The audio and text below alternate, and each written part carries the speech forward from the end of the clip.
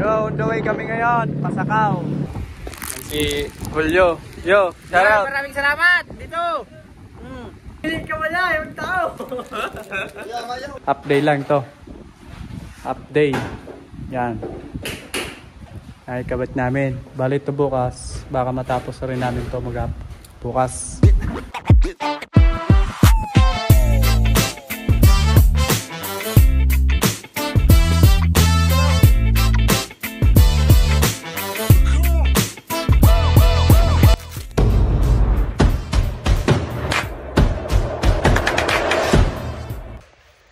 Yo, dito tayo sa Pasakaw.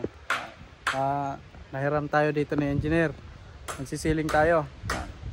Sa site visit natin yung kikisamayan. Yan yung kikisamayan natin. Malit lang naman. Yan yung kikisamayan natin. Yung kwarto lang daw. Ito yan sa may Pasakaw, Balugo. Ayun yung daro anak.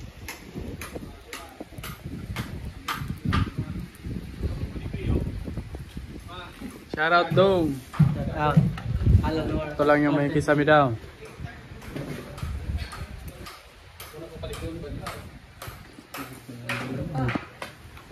Ito na yung hardeplex. Saka walang gel.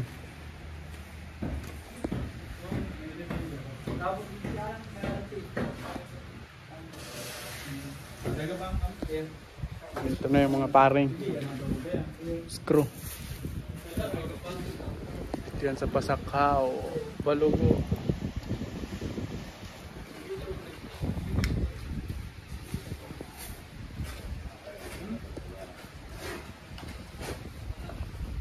Yo, on the way kami ngayon, Pasakaw. Bali, sisimulan na namin yung tinda namin na na isamihan sa may malapit sa dagat. West House Engineer.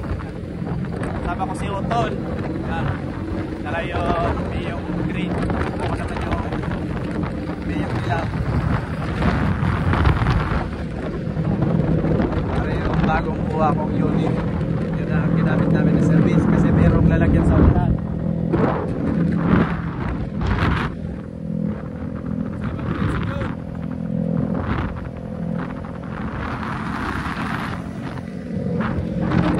Malayo yung na-discontinue namin kasi pinapauna to na engineer.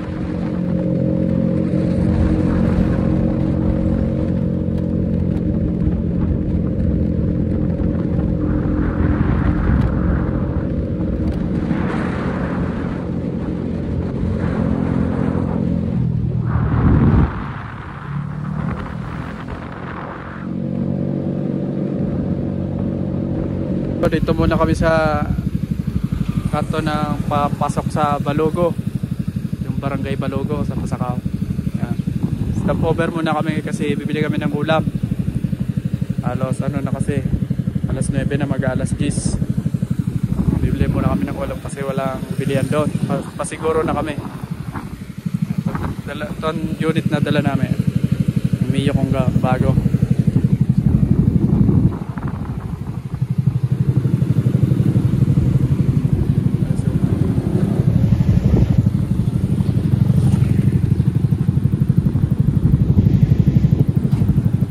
Dito na kami sa site. Yan. Parating lang namin. Meron ditong hingi ng sticker kahapon pa to. Bibigyan natin. Meron tayong dala. Si Julio. Yo, shout out. Maraming salamat dito. Pasensya ka na, mayo yan yung wala yung paipit. Okay na yan. Take care. Salamat. Kaibigan natin yan. Take care. Sa motor.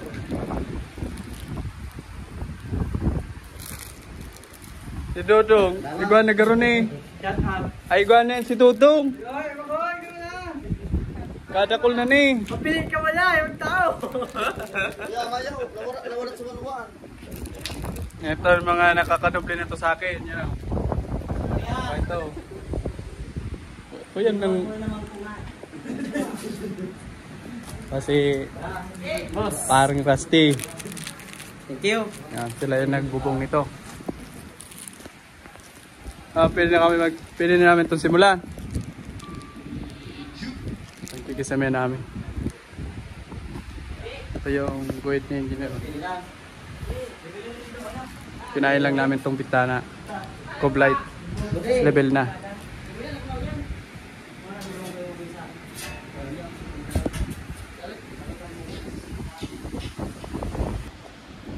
Yan, naka-layout na kami. Ang balit, ganito yung forma. Yan, medyo madilim na kasi ano na ngayon. Alas 6 na. Diretso pa rin kami kasi bukas di kami papasok. Kasi bubuhos dito. Papabiluin lang namin sila. Pero naka-layout na kami. Halos ready na yan. Lalagay na lang lahat. Ganito yung itsura ko. Light. Bali, 40 cm yan. Tapos 15 yung kanipa. Tapos 20 cm yung atras ng para sa cove light. Tapos dito sa gilid, shadow yan. Ito yung sample. Ito. Bali, gumawa na lang ako ng paring. Dalawang paring. Dalawang metal paring to. Tapos may walang gilang yan dito. Hindi na kami nagpabend. Kasi konti lang naman yung ano. Magpapabend ba sana ng ano. Ito 2 cm lang tong paring. Magpapabend sana kami ng 2 cm na kabila na parang para sa shadow. Hindi na. Kaya ginawa na lang namin ng paraan. Ito dalawang paring lang. Tapos isang walanggel. Tapos walanggel ulit sa ano wall ito. Dito na papatong yung walanggel. Ay ang paring dito. Ito. Bali itong group dito. Shadow. Ikot yan. Tapos bunggo na doon. Yung doon wala na.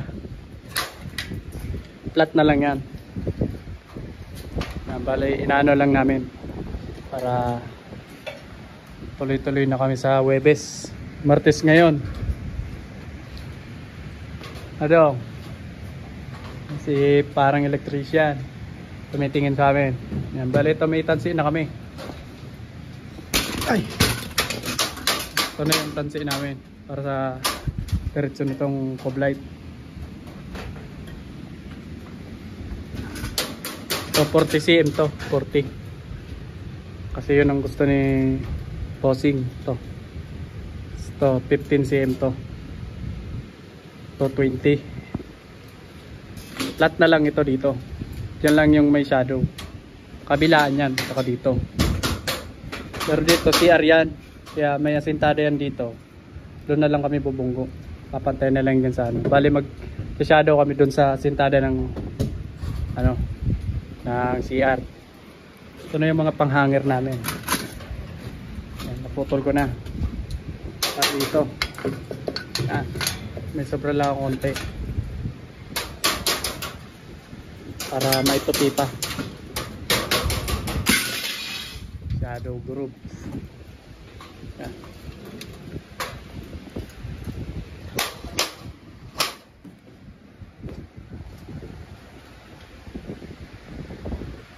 Madilim na ngayon. Wala kasing ilaw pa dito. Kaya di kami makapag overtime. Pagbalik namin, stayin kami dito. Kaya overtime namin to. Para matapos agad. Kasi magsisimula na dun sa gym. Sa 101. Ito yung dagat. Napakaganda. Napakalalaki ng alon.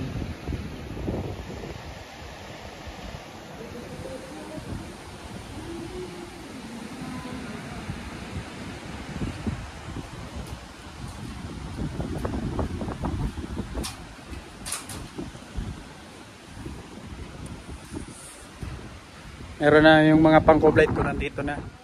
Na-layout ko na rin yan. Puputulin na lang. Ito. 15 cm to. Okay na yan. Puputulin ko na lang yan.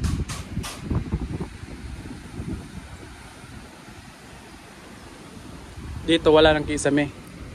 Yung mga labas lang meron. Tapos itong kwarto.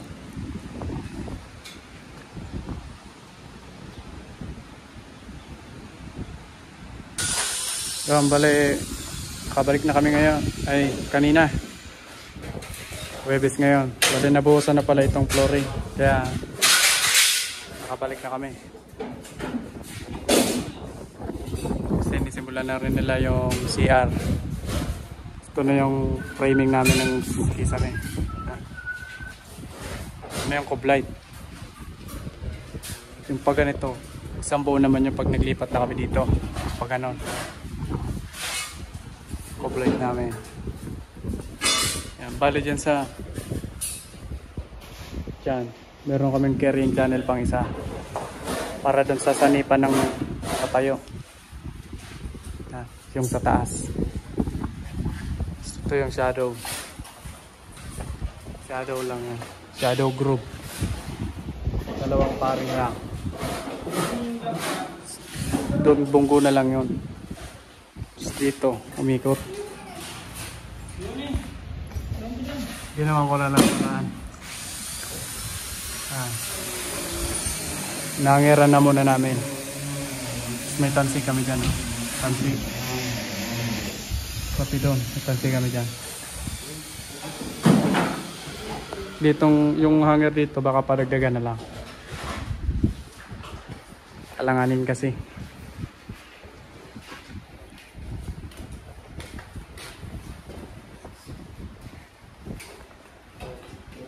Pag nangiran na namin, saka namin lalagyan ng ano, carrying channel to.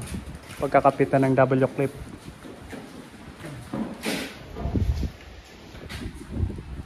So, yung hanger namin, tinutupi namin na parang hook para matibay. Ganyan.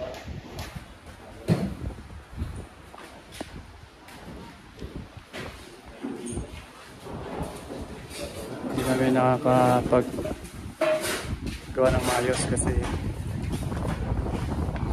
maraming ano, putol-putol yung gawa namin kasi sabay-sabay, sumasabay sila. Tapos namin ito ngayon, ito hanggang doon matatapos namin yan. Balik pa bukas ito, lalagyan namin na yun ng ulang gale. May shadow ulit yan, katulad no, shadow. Yung shadow doon, dadalhin yun dito. Sa gilid lang. Wala na doon sa dito. Dagat.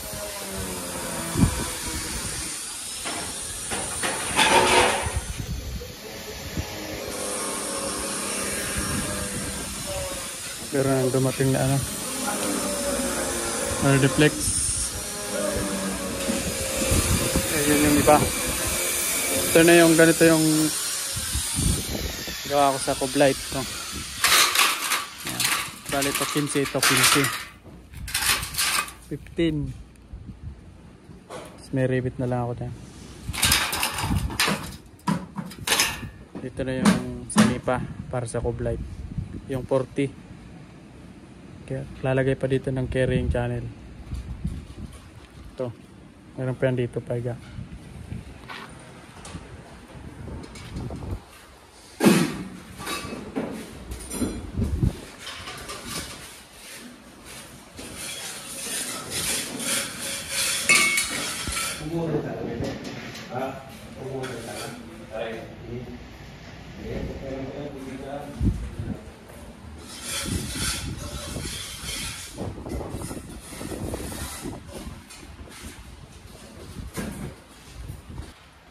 Bale tapos na namin yung ano dito sa may nakababa na ceiling. Yan. Bali align na lang namin ito bukas. Lalagyan namin ng ulang gel dyan sa may coblight sa taas, tapos yung carrying channel. Okay na yan. Si Utol siya na mag-alan yan bukas. Tapos yung para doon yung nakataas, gugupitin ko na yan bukas. Tapos na to mga shadow. Medyo ano na kasi mag-alas 6 na. Yan. Bukas namin itutuloy. Gugupitin ko na yung para dyan bukas. Yan. Tapos may shadow ulit dyan ng ano yun ko habang nag-align siya dito para pagtapos niya mag-align kakabit na namin yung dito. Pati yung mga hanger sabay na namin. Halin na lang namin to. Kunti na lang ang alignment niyan. Lalagyan namin ng walang ganito. Sa baba lang muna kami maglalagay. Pag nandito na yung gugupitin ko bukas, yung nandito na, tatakpan na namin yun. Saka namin to lalagyan walang gate. Kasanipan ng hot reflex. Sasabay na namin yan.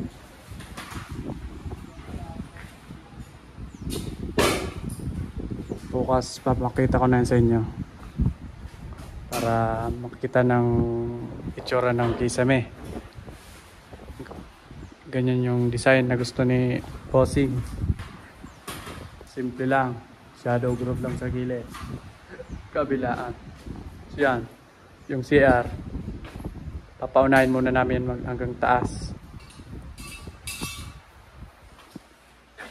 Kaya baka yung shadow group dito iikot sa CR. Kasi asintada to. Asintada nila dito hanggang taas yan.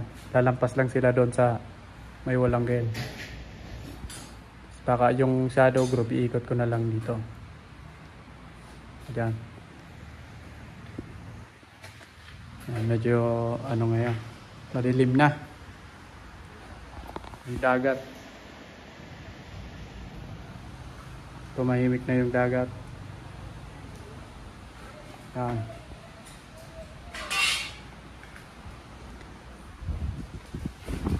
Uwi pa kami ng Naga. Medyo isang oras yung biyahe. Iiwan lang namin yung gamit namin dyan. Kasi merong nag-stay in dito. Iwan lang namin yan. Bukas na lang namin yan itutuloy.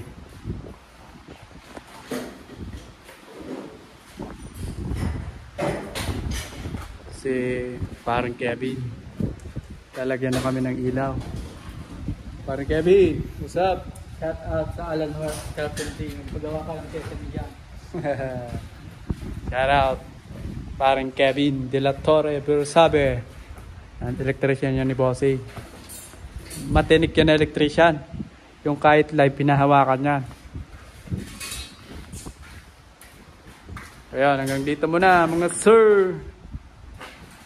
Update ko na lang kayo sa part 2. Para may upload ko na tong part 1 na to. Ano lang namin to, isang araw, maghapon. Ay, half day lang to. Half day. Yan. Ay, kabit namin. Balik to bukas. Baka matapos na rin namin to bukas. So, yan. Hanggang dito muna. Peace out. Abangan na part 2.